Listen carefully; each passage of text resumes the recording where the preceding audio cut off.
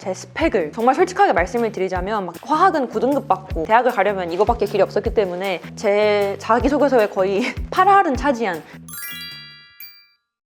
안녕하세요, 만만송입니다. 3, 4월이 확실히 채용 시즌이라 그런지 제 취업 브이로그를 다시 봐주시는 분들도 많고 실제로 구독자분들께서 취업 관련된 문의를 정말 많이 주시더라고요. 저도 정말 1년 반에서 2년 동안 너무너무 힘들게 취업 준비한 만큼 최대한 제가 가지고 있는, 그리고 제가 직접 겪었던 모든 것들을 여러분들한테 공유를 하고 싶어서 최대한 많이 말씀드렸다고 생각을 했는데 그래도 아직 궁금한 게 많으신 것 같아서 오늘은 가장 많이 여쭤보시는 것 중에 하나가 바로 제 스펙이더라고요.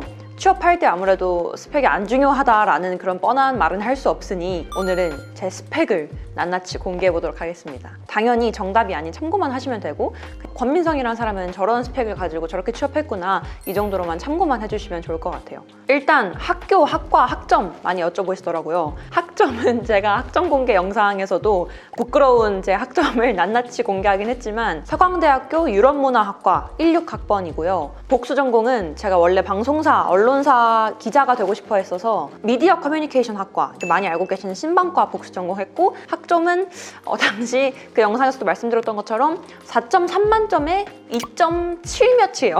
그래서 당연히 모든 서류 쓸 때는 4.5로 환산해서 겨우겨우 3.01인가? 아무튼 정말 저보다 학점 낮은 사람 주위에 많이 본 적이 없을 정도로 학점은 정말 낮았습니다. 대신에 이제 뒤에 말씀드릴 거에서 쭉 들으시면 아시겠지만 학점은 정말 낮았고, 학점 때문에 스트레스 정말 많이 받았고, 학점 때문에 떨어진 건가? 학점인데 발목 잡는 건가? 그런 스트레스 정말 많이 받은 건 사실이에요. 그래서 더욱더 학점이 낮으니까 비교과 활동, 뭐 대외 활동, 스펙, 공모전 이런 걸로 최대한 자기소개서를 더 나는 학점은 낮지만 이렇게 열심히 살았다라는 걸 좀 증명해 보이고 싶었던 것 같아요. 두 번째는 외국어인데요. 아무래도 제가 전공이 독일어 전공이기도 하고 거의 모든 기업에 그래도 영어나 제2외국어, 제3외국어 정도는 적는 칸이 많기 때문에 특히 토익, 토플 이런 것 때문에 스트레스 많이 받으실 것 같아요. 제 점수부터 말씀드리자면 영어는 토익 965, 당연히 지금은 다 유효기간 지났고요. 취업을 했기 때문에 토익 안 본 지는 정말 오래됐지만 토익 965였고 오픽은 AL, 토스는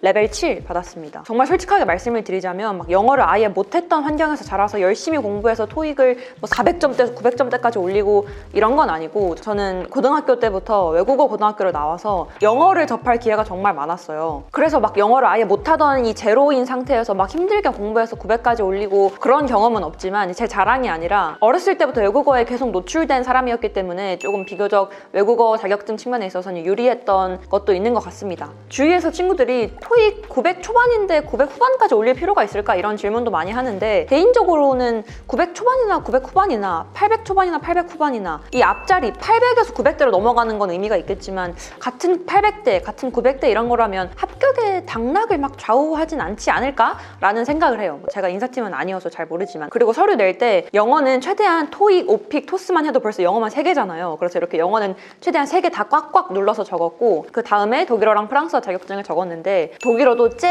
제티피카트 도이치라는 독일어의 토익 같은 그런 독일어 자격증 시험이 있는데 이것도 체 아인스 C1으로 제 입으로 말하기는 좀 그렇지만 낮은 단계는 아니에요. 1부터 6까지 있다면 제가 딴 자격증 C1이라는 등급이 1등급이 초보고 6등급이 최고라고 했을 때 5번째 단계에 해당하는 자격증이거든요. 근데 저는 그도 그럴 것이 애초에 대학교를 독일어 특기자로 왔어요. 지금은 어학 특기자 전형이 있는지 모르겠지만 저는 잘하고 못하는 게 워낙 뚜렷해요. 영어랑 독일어 이런 외국어는 제가 좀 잘하는 편이었지만 화학은 9등급 받고 국어도 막 수능 국어 4등급 받고 이걸 제 입으로 얘기하는 게 맞는지 모르겠지만 그랬거든요. 잘하고 못하는 게 뚜렷해서 잘하는 걸 살리자. 근데 마침 외국어 특기자라는 전형이 있으니까 영어 특기자는 너무 많고 또 너무 빡세기도 하고, 독일어를 내가 고등학교 때 처음 배우긴 하지만 너무 재밌는 거예요. 그래서 독일어 특기자 전형으로 대학을 입학했기 때문에 당연히 독일어를 잘 할 수밖에 없어요. 대학을 가려면 이거밖에 길이 없었기 때문에 독일어 특기자였어서. 그리고 난 동문과인 줄 알았는데 서강대학교 딱 입학하니까 딱 저 때부터 16학번 때부터 동문과는 프랑스어를 꼭 같이 배우라는 거예요. 둘이 합쳐져가지고. 그래서 난 독일어과인 줄 알고 왔는데 졸업하려면 프랑스어도 배우래. 그래서 졸업 요건 최저 라인인 A2, 프랑스어는 A2 자격증을 땄고, 그래서 결론적으로 독일어 C1, 프랑스어 A2 자격증을 냈는데 독일어랑 프랑스어는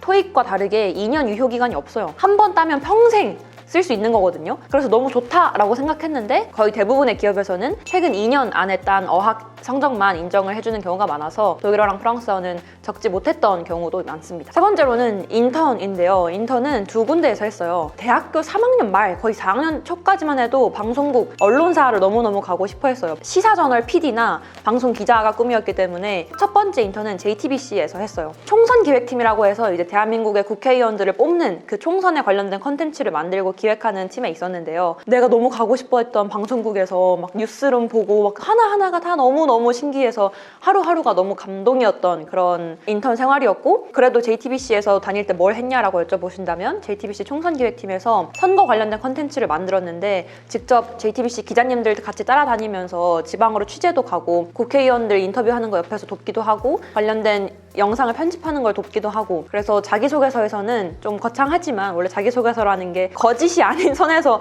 이렇게 스토리를 만드는 거잖아요. 그래서 자기소개서에서는 총선이라는 선거라는 게 20대 입장에서는 되게 딱딱하고 정치하면 재미없고 무겁고 이런 내용일 줄 알지만 20대들도 재미있게 즐길 수 있게끔 실제로 선거 관련된 컨텐츠를 브이로그식으로 만들기도 해서 최대한 재미있게 풀어내려고 노력을 했거든요. 이 딱딱하고 재미없는 주제를 재미있게 풀어냈다, 이런 식으로 자기소개서에 썼습니다. 그리고 두 번째로는 현대자동차인데요. 이건 뭐 제가 워낙 브이로그나 영상에서 많이 언급했기 때문에 알고 계실 것 같은데 2022년 9월부터 12월까지 9주 동안 현대자동차 상용 마케팅 팀에서 인턴을 했어요. 결론부터 말씀을 드리자면 채용 전환형 인턴, 그러니까 9주간의 인턴 기간이 끝나고 최종 면접을 본 다음에 정규직으로 전환이 되는 채용 전환형 인턴이었고, 저에게 너무나 간절했고 열심히 했고 결론은 떨어졌고요. 그래서 울고불고 막 난리를 쳤는데, 현대자동차에 지원한 계기는 딱히 별건 없었고, 일단 방송국의 꿈은 접은 상태였어요. 너무 방송국을 가고 싶어 했지만 현실적으로 MBC랑 SBS 기자 시험도 1차까지는 통과해서 막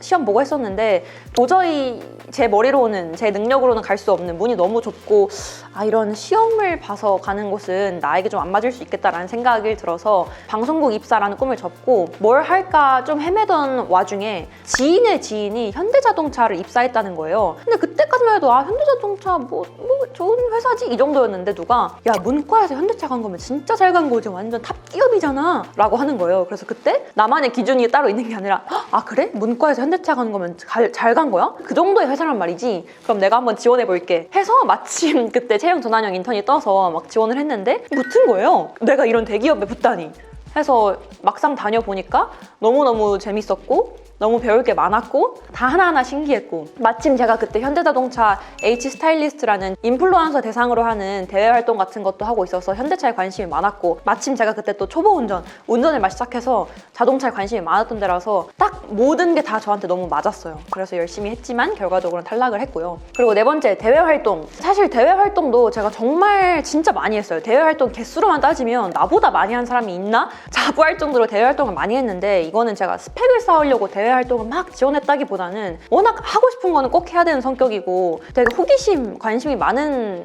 새내기였어서 별거 다 했어요. 방송국 가고 싶어 했으니까 주로 컨텐츠, 언론, 방송국에서 주관하는 그런 대외 활동 거의 다 했거든요. 돌이켜보니까 대외 활동보다는 저는 공모전에서 했던 활동들이 좀 더 자소서에 쓸 게 많아서 공모전 내용을 좀 더 많이 쓰긴 했지만, 첫 번째로는 TBN 골드핑거, 방송국 TBN에서 하는 대학생 대외 활동인데 너무 이 대외 활동을 하고 싶은데 계속 떨어지는 거예요. 그래서 3번 만에 합격한 대외 활동이고, 당시에 유퀴즈 온 더 블럭이 이제 막 시작했을 때여서 그거를 저희 팀이 재미있게 편집한 영상이 실제로 TBN 공식 유튜브 채널에 올라가서 조회수 100만을 넘는다거나 이런 새로운 프로그램이 있는데 어떻게 홍보하면 좋을지 이런 대학생 대외 활동 했던 경험이고, 그 다음은 IT 연합 창업 동아리, 이것도 제 포트폴리오 공개한 영상에서 자세히 말씀드렸지만 신촌에 있는 연대, 이대, 홍대, 서강대 이렇게 4개의 대학교가 모여서 창업 동아리를 하는 거였어요. 실제로 어떤 프로젝트를 막 개발해가지고 막 런칭했어요까지는 못 갔지만 그래도 자기소개서에 쓸 게 정말 많았어요. 왜냐하면 자기소개서에서는 결국 막 우리가 대단한 걸 런칭해서 이렇게 막 오픈 창업을 했어 이게 아니라 어떤 과정에서 뭘 배웠는지가 결국 중요한 거잖아요. 실패를 했더라도. 그래서 이런 서비스를 해보고 싶었는데 이런 과정을 겪어서 이런 어려움은 이렇게 해결했고 결과는 이랬다 라는 걸 자기소개서에 정말 많이 썼습니다. 그리고 방송국을 포기하고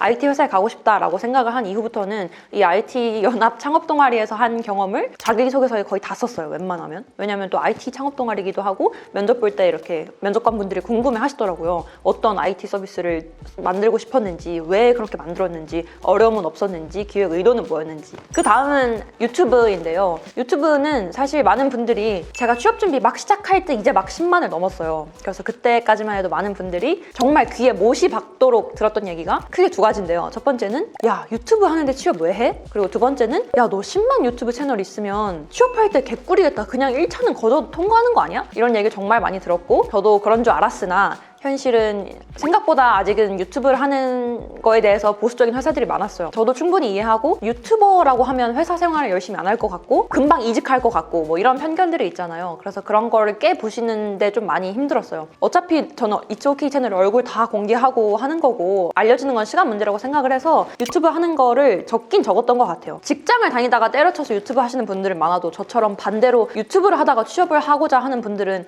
주위에 정말 거의 아무도 없었기 때문에 이런 걸 자기소개서나 면접 때 어떻게 얘기해야 되는지도 정말 고민이 많이 됐고 스트레스를 많이 받았던 것 같아요. 그 다음은 공모전. 공모전은 제가 포트폴리오 영상에서도 많이 말씀드렸지만 크게 두 가지예요. HS에드 공모전 그리고 네이버 쇼핑 디지털 컨텐츠 공모전 각각 금상, 대상을 수상을 했고요. 이 두 개 공모전 다 우연히 제가 신방과 수업 들었잖아요. 그 수업을 들으려면 팀원끼리 꼭 공모전에 나가라 라고 해서 이 두 개 공모전 나갔는데 둘 다 좋은 결과가 있었어요. HS에드 공모전은 트립닷컴이라는 여행 서비스를 어떻게 20대들에게 더 잘 홍보할 수 있을지 온라인, 오프라인 방법으로 전략안을 발표했고 네이버 쇼핑은 네이버 쇼핑에 생각보다 20대가 많이 없는데 어떻게 하면 20대를 네이버 쇼핑으로 끌어들일 수 있을까? 네이버 쇼핑과 SNS를 한번 합쳐보자. 그런 서비스를 제안을 했습니다. 금상과 대상을 탔다는 이 결과뿐만이 아니라 그 과정에서 쓸 게 너무 많잖아요. 뭐 이런 공모전에 나갔는데 뭐 이런 어려움이 있었고 20대를 타겟으로 하기 위해서 우리는 이렇게 생각을 했고 이런 자료조사를 했고 이런 툴을 썼고 쓸 게 정말 많았어서 이 공모전은 제가 막 스펙을 쌓으려고 한 것도 아니고 그냥 우연히 수업 들어갔는데 거기서 필참으로 꼭 나가라 해서 나갔는데 제 자기소개서에 거의 8할은 차지한 면접 때도 할 얘기 정말 많았던 좋은 경험이었습니다. 그리고 또 제가 가고 싶어 했던 회사가 다 IT 관련된 회사니까 이런 새로운 서비스들 어떻게 20, 30대를 끌어당겼는지 어떤 아이디어를 냈는지 되게 궁금해 하시더라고요. 그 다음은 자기소개서인데요.